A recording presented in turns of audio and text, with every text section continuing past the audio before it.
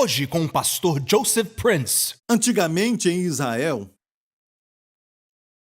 o sumo sacerdote de Israel se levantava para todo Israel. E essa é a razão por que o nosso Senhor hoje, Deus não diz, considere o profeta Jesus Cristo à direita de Deus Pai. Não fala isso. Mas sim considere o sumo sacerdote, o apóstolo e sumo sacerdote da nossa confissão. Ele é hoje o nosso sumo sacerdote. Se pensar nisso, por 2000 anos, ele tem sido sacerdote, segundo a ordem de Melquisedeque, sacerdócio real. Agora, o sumo sacerdote, olha bem, isso representava o povo para Deus. O profeta vinha de Deus, representando Deus para o povo. Ele falava ao povo da parte de Deus. O sumo sacerdote representava o povo para Deus. Então, todo ano, o sumo sacerdote entrava no Santo dos Santos, o Kadosh HaKadoshim, e ele aspergia sangue. Porque o sangue fala. O sangue fala. O sangue de Jesus fala de coisas melhores que o sangue de Abel. O sangue do Cordeiro fala de perdão. O sangue de Jesus fala de perdão e fala de reconciliação, redenção da maldição, cura, vida e perdão. Amém? Bênçãos para você e sua família. Então, quando o sumo sacerdote entrava no Santo dos Santos, nem falava nada. Amém? Ele aspergia o sangue no propiciatório, na Arca da Aliança, aspergia o sangue uma vez, porque uma vez para Deus basta. 7 vezes diante de Deus, do trono, fala da sua posição, você tem posição perfeita diante de Deus. 7 vezes no chão, uma vez na arca, ele deixava o sangue falar, ele não falava. Quando a Bíblia diz que Jesus intercede por nós, você deve entender, sim, eu creio que ele ora com os lábios também, mas também os cravos, as marcas mostram que o seu pecado já foi pago. A Bíblia diz que ele se assentou simplesmente pelo fato de que os seus pecados foram perdoados. Jesus não poderia estar onde está hoje, não poderia estar sentado à direita de Deus se os seus pecados não foram perdoados. Como você sabe, pastor Prince, Hebreus 1 diz, tendo purificado os nossos pecados, ele se assentou. Tendo purificado, limpado os nossos pecados, ele se assentou. Ou seja, ele não se assentou como filho de Deus. Ele não se assentou, e ele sempre foi. Ele não se assentou como Deus encarnado, isso ele para sempre será. Ele não se assentou como, vamos dizer, rei de Israel. Isso ele é, e um dia ele vai voltar e vai ser rei em Israel. Amém? Ele vai reinar na cidade santa de Davi. Glória a Deus. Mas a Bíblia diz que ele se assentou simplesmente pelo fato de que os seus pecados foram perdoados. Jesus não poderia estar onde está hoje se os seus pecados não foram perdoados. Assentar-se quer dizer descansa. Uma vez, Deus descansou. Depois de Deus ter criado tudo, Deus descansou no 7º dia. A primeira menção do sábado fala do descanso da criação. Não redenção, criação. Deus fez tudo e descansou. Não é incrível? Quando fala da criação, só demorou um capítulo, Gênesis 1, falando da criação. As estrelas que todas as pessoas estudam, estrelas que estão a milhões de anos-luz, até o Sol é uma estrela.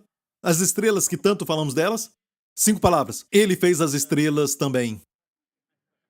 Mas quando se trata da redenção, quando se fala de salvar o homem perdido, sabe? Gastou mais do que 50 capítulos. A parte final do livro de Êxodo, todo o livro de Levítico, uma grande parte do livro de Números, 50 capítulos. O tabernáculo somente fala da redenção de Deus, mais de 10 capítulos. Amém? Parece que a prioridade de Deus é a redenção, porque o descanso da criação foi perdido. Adão, com seu pecado, atrapalhou o descanso de Deus. Deus teve que trabalhar, teve que matar um animal para vestir Adão e Eva. Amém? E por isso Jesus falou aos judeus, meu pai trabalha no sábado e eu também trabalho. E perguntaram, como pode fazer isso? Meu pai trabalha e eu também. Por que Deus está trabalhando? Porque o homem atrapalhou o seu descanso. Até finalmente Jesus naquela cruz, amém, levou os nossos pecados, seus pecados, os meus pecados. E ele foi punido e julgado pelos nossos pecados. E finalmente ele clamou, está consumado! Todos os pecados foram eliminados. E Deus descansou. E dessa vez esse descanso não é perturbado. E a Bíblia diz que você e eu devemos trabalhar para entrar no seu descanso. O resto é descrença. para que ninguém entre num exemplo de descrença, porque aquele que entrou no descanso de Deus também cessou de fazer suas obras, como Deus descansou das suas. O que foi isso, pastor? Não sei. Mas foi bom, foi tudo bom. Amém? Você está entendendo? Então, Jesus está à direita de Deus, está assentado. Os sacerdotes no Antigo Testamento nunca sentavam. Porque todos os dias as pessoas pecavam e tinham que trazer novos sacrifícios. Eles tinham uma mesa, mas sem assento. A mesa da proposição sem assento. No templo, eles sempre trabalhavam, trabalhando. O nosso sacerdote se assentou. Mas você tem que entender por que ele está ali. Quando pensar em Jesus, não pense que, ele está lá como Deus. Isso ele sempre foi. Você está olhando para um pregador que enfatiza a divindade de Jesus e hoje em dia não enfatizam mais isso tão fortemente como eu. Você sabe disso? Quando pensar em Jesus à destra de Deus, Deus quer que você saiba que um de nós chegou lá. Um homem chegou lá. Um homem agora está na glória. O chamamos de homem celestial. Aleluia. Ele é um homem que representa você e eu. Seu coração bate com afeição e simpatia de um homem. Ele sabe o que o homem passa. Ele já esteve aqui. Ele se assentou onde você se assenta. Amém. Ele sangrou, chorou, sofreu. Ele também morreu. Ele sabe o que é ser um homem. Ele deu sua vida por você, ele te ama. Então, mesmo Jesus, à direita de Deus Pai, é homem para sempre. E Deus quer que você, quando pensar em Jesus, não pense que ele é Deus. Não, ele é Deus. O Pai e Jesus também. Não tire isso, é 100% Deus. Mas Deus quer que você o veja como homem. Ele também é 100% homem. Um bebê que nasceu para morrer. O Natal está chegando. Amém. Celebramos a sua encarnação. Mas preste atenção nisso. A Bíblia diz, em João, o apóstolo disse que se alguém não confessa que Jesus veio em carne e sangue, não é de Deus. Por que confessar que Jesus veio em carne? Olha isso, escute bem. Todo bebê nasce da carne, certo? Tem outro jeito? Então por que será que aquele que não confessa que Jesus Cristo veio em carne, que ele nasceu da carne não, é de Deus, mas é o anticristo? Porque dizer que nós nascemos na carne, Jesus Cristo veio em carne. Isso fala de uma existência anterior. Ele é o único que pôde vir em carne. Ou seja, 100% Deus e 100% homem. Você entendeu isso? Agora, ele está à direita de Deus Pai. Por que ele está à direita do Pai? Porque ele purificou os pecados. Você o vê assentado? Descanse, seu pecado foi perdoado. Se você pecar hoje, ele não vai se levantar e... lá vou eu. Ele não virá a morrer de novo, entendeu? Porque quando ele estava pendurado na cruz e ele, sendo Deus, e como Deus, ele levou seus pecados e Deus o Pai, que mora fora do tempo, porque Deus criou o tempo foi feito por ele. Então, Deus foi capaz de levar os pecados que você cometeu no dia que você cometeu seu primeiro pecado até o dia que você encontrou a Jesus Cristo. Não estou falando da morte. A Bíblia não fala certas coisas. Como nós falamos, um dia vamos morrer. Paulo sempre fala de olhar para a esperança. A esperança. Ele está vindo, ele está vindo, ele está vindo. Isso é uma atitude das Escrituras. Está me ouvindo? Amém. Então, até o dia que você vai encontrar Jesus face a face, todos os seus pecados foram postos sobre Jesus na cruz. Nenhum ficou fora. Então hoje você acabou de pecar quando você estava vindo para cá. Bem, qual a solução? Agradeça a Deus, já foi perdoado. Quer dizer que você vai pecar mais? Não. Aquele que é muito perdoado vai amar muito. Se vive pecando, vivendo uma vida de pecado, eu duvido se você nasceu de novo. Amém? Um pecador pode fazer o bem. Certo? Mas é pecador. Um verdadeiro crente, às vezes peca. Mas ele é um crente. Amém? Você está entendendo? Então, quando você pensa em Jesus, à direita de Deus Pai, pense assim, Israel, quando o sacerdote entrava no Santo dos Santos, no Yom Kippur, dia da remissão, e ele morresse lá e tivessem que tirá-lo, olha o que acontecia. Acabou. Todo mundo vai para casa. E podem esperar um ano muito ruim, terrível, de grandes trevas à sua frente.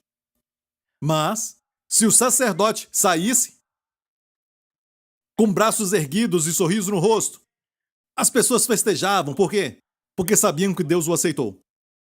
Amém? Podiam esperar um ano cheio de bênçãos, com abundância, e um ano de vitória. O problema é que todo ano isso acontecia porque era temporário, baseado em sangue de animais que não era eterno. Mas a nossa salvação, a nossa redenção não foi baseada no sangue de animais, mas no sangue do precioso Filho do Deus vivo. Era o sangue de Deus que corria pelas veias do Emanuel. O sangue foi derramado e esse sangue é eterno, meu amigo. Aleluia! Então, se o sacerdote fosse bom e o povo fosse ruim, que geralmente era o caso, Deus aceitava toda a nação. Amém? Mas se o sacerdote fosse ruim e a nação fosse boa, que geralmente não era o caso, Deus rejeitava a nação por causa do sacerdote. Não era nada seguro, porque se um bom homem que esteve ali por muitos anos, todo ano ele fazia isso, e agora ele vem cansado como um velho homem, ele não tem mais 19 anos, mas agora está com 120 anos e quase morrendo. Ele está muito velho. E o seu filho é um desviado. Seu filho gosta de participar das baladas de Jerusalém. Não havia Jerusalém nem balada, eu entendo isso, certo? Mas era alguém que gostava de festas, de drogas. Drogas do deserto. E ele sempre está bacana, legal, eu tenho que ir no Santo dos Santos falar com Deus. Ei, ei, ei, ei, ei. Você esqueceu o sangue? Sangue? Ah, isso aqui? Olha o sangue. Agora eu tenho sangue. Já imaginou o sacerdote assim? Ele vai ser o próximo sumo sacerdote? E pode imaginar, o sumo sacerdote, que é um sacerdote muito bom, está velho e o seu filho é assim. Então não havia segurança. Israel passava por isso, não tinha segurança. A Bíblia diz, o nosso sumo sacerdote vive pelo poder de uma interminável, entendeu? Interminável vida. Ou seja, Jesus é bom, Deus te aceita. Amém? Jesus tem o favor de Deus, Deus te aceita. Você tem que aprender esse princípio de representação, como Israel. Foi quando os filisteus ficaram em um canto parecendo boxe, na montanha, na verdade. Israel também estava ali. Finalmente, os filisteus falaram, olha bem, não temos que lutar, escolhe um campeão e nós vamos enviar o nosso. E o campeão deles veio muito alto, muito feio e sem um dente. Nem posso falar isso direito porque muita gente é sensível. Ok, sua boca não era bonita. Ele não tinha a estética muito correta. Ele tinha um pouco de cabelo por todo o seu corpo. Ele tinha problemas com sua aparência. E ele veio, certo? E disseram, por que todos nós devemos lutar? E muitos morrerem. Escolha um campeão para lutar comigo. Você conhece a história? Ninguém em Israel, nenhum soldado ali. E Davi então chegou. O jovem Davi nem pôde usar a roupa de um soldado. Ele foi lá como um pastor. É uma figura do grande filho de Davi, que lutou contra Golias. Certo? Não tinha uma arma, mas só uma pedra foi. E aquele gigante caiu. Bum! Acabou. Assunto encerrado. Deus usa os fracos para confundir os fortes. E Davi fez algo que todos os filmes de Hollywood deviam aprender. Quando o gigante cai, não vai beijar a garota. Corta a cabeça do gigante, porque senão ele vai acabar se levantando enquanto você está beijando.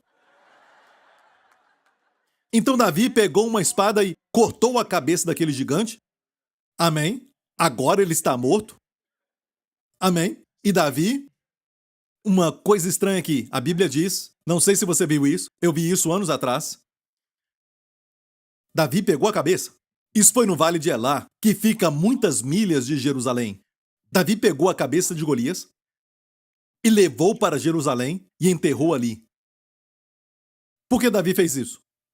Por que não enterrou lá? Porque Elá está a muitas milhas de Jerusalém. Já fui em Elá.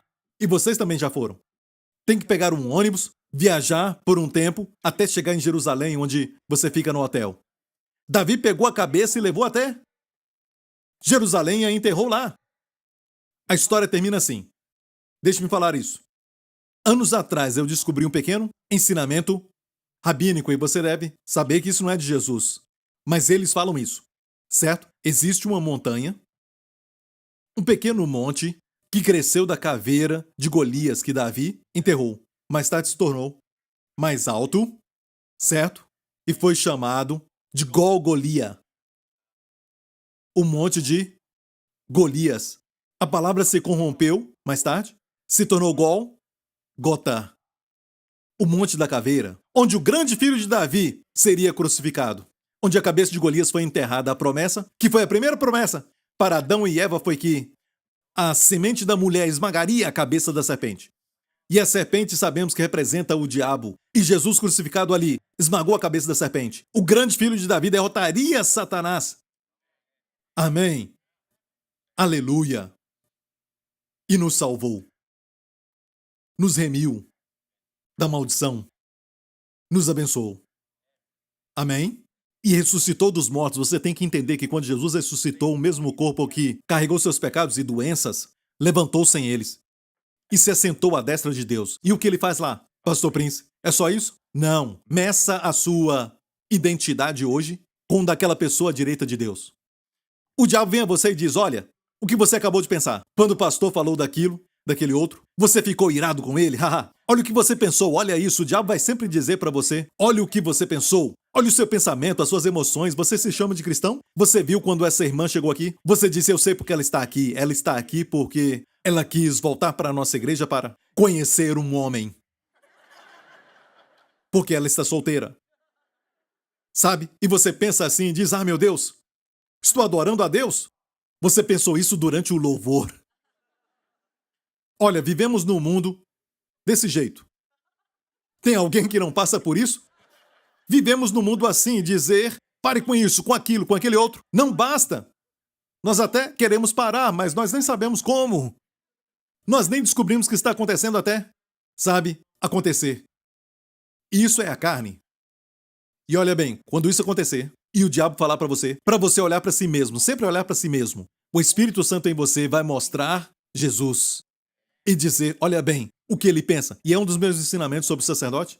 Eles tinham uma fita na testa feita de ouro chamada Santidade ao Senhor. E diz isso no verso em Êxodo 28, desde que essa fita dourada estivesse na cabeça do sacerdote, o povo seria todo aceito. Amém? Quer dizer o quê? Jesus não tem que ter uma coroa de ouro. Seus pensamentos são de ouro. Seus pensamentos são puros. E a Bíblia diz que porque os seus pensamentos são puros, você é aceito.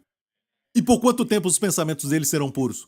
Para sempre. E você é aceito para sempre. Amém? E o diabo diz, olha para si mesmo. Até quando você ora, até quando você lê a Bíblia, ele diz, não é o suficiente. O fulano ora 3 horas. Você orou 10 minutos.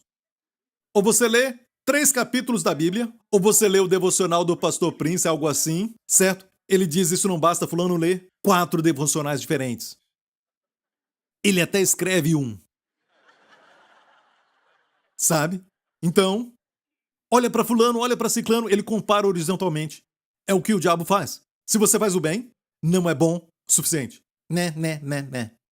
Mas o Espírito Santo diz, olha para Jesus. Qual ele é, somos nós neste mundo. Ele é justo, você também é. Você não sente isso? Mas Deus diz, esquece o sentimento. Sentimento é sentimento. Realidade é o que Deus vê e Deus diz, este homem é como eu te examino. Eu olho para este homem para te julgar. Eu olho para este homem para analisar você. Eu olho para este homem e qual ele é, assim é você neste mundo. A pergunta não é, será que eu sou bom? Mas será que ele é bom à destra de Deus?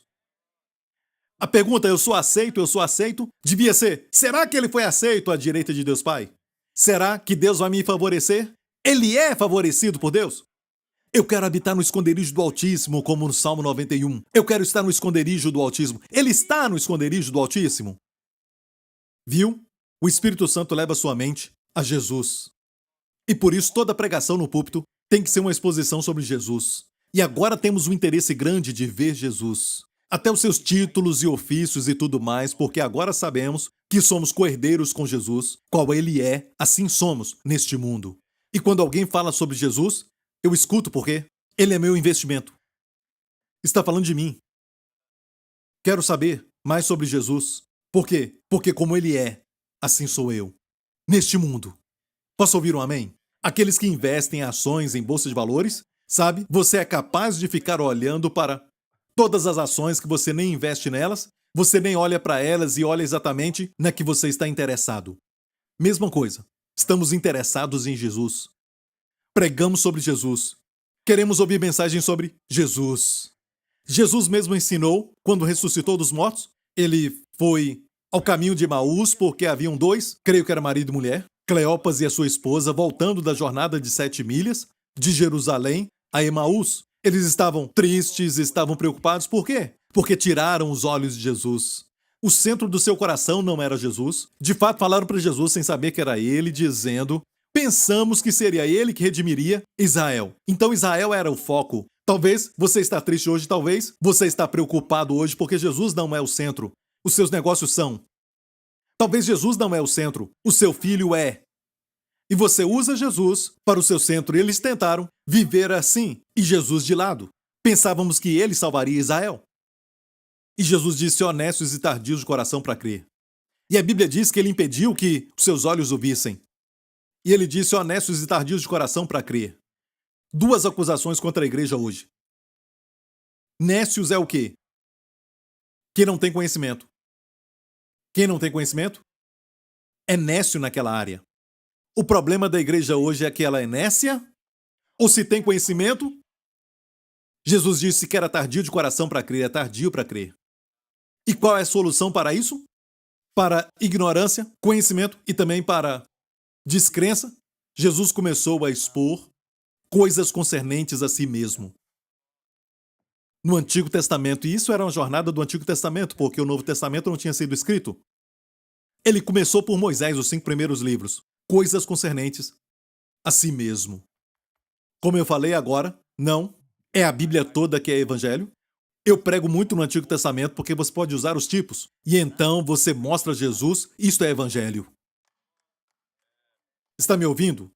Quando fala da oferta de sacrifício, os ensinamentos sobre o sumo sacerdote, tudo do Antigo Testamento. Mas quando coloca Jesus ali, então é o evangelho. Não é mais só a palavra de Deus, mas a palavra de Cristo. E a fé vem pelo ouvir e o ouvir pela palavra de Cristo. Amém? Você está entendendo? E basta dizer: Senhor, como tu és, assim sou eu neste mundo. Eu falo coisas como: Senhor Jesus, tu és jovem. Ele nunca envelhece no céu. A Bíblia diz que o orvalho da mocidade está sobre ele. Eu digo: Senhor, tu és jovem, eu também sou jovem neste mundo. Eu não sou velho, às vezes levanto e eu sinto: eu quero ir lá, mas eu estou muito cansado. Você já sentiu isso, cansado assim? E você acha que está velho, sabia? E você faz de tudo, e aí você descobre que tudo era um sonho. Você está aqui. Já passou por isso? Você se vê fazendo um monte de coisas e não fez nada. Quando isso acontece, eu olho para Jesus e eu digo: Senhor Jesus, como tu és forte, saudável, à direita de Deus Pai. Eu também sou neste mundo. Então faça algo. Você crê? Você crê? Levante-se. Se mova. Senhor, aqui estou. Às vezes o diabo quer colocar sintomas mentirosos em nós. Eu não estou dizendo que vai ser de forma instantânea. Eu quero que você saiba disso. A manifestação nem sempre é instantânea. Mas honre ao Senhor. Honre a palavra qual Ele é. Nós somos neste mundo. Uma vez, eu senti algo que foi muito terrível. Dor nos ombros. E eu pensei: vai ser um dia terrível. Eu estou debaixo de um ataque, sabe? O diabo não quer que eu pregue neste domingo. Mas algo me fez lembrar. Assim como mulher você é. Não é de acordo com essa dor. Senhor Jesus, como tu és forte, é saudável por completo, eu comecei a fazer apoio, que é algo ruim para os ombros, e comecei. Obrigado, Senhor, como tu és. Assim sou eu neste mundo. Ok, não foi tão forte assim, mas foi. Ai.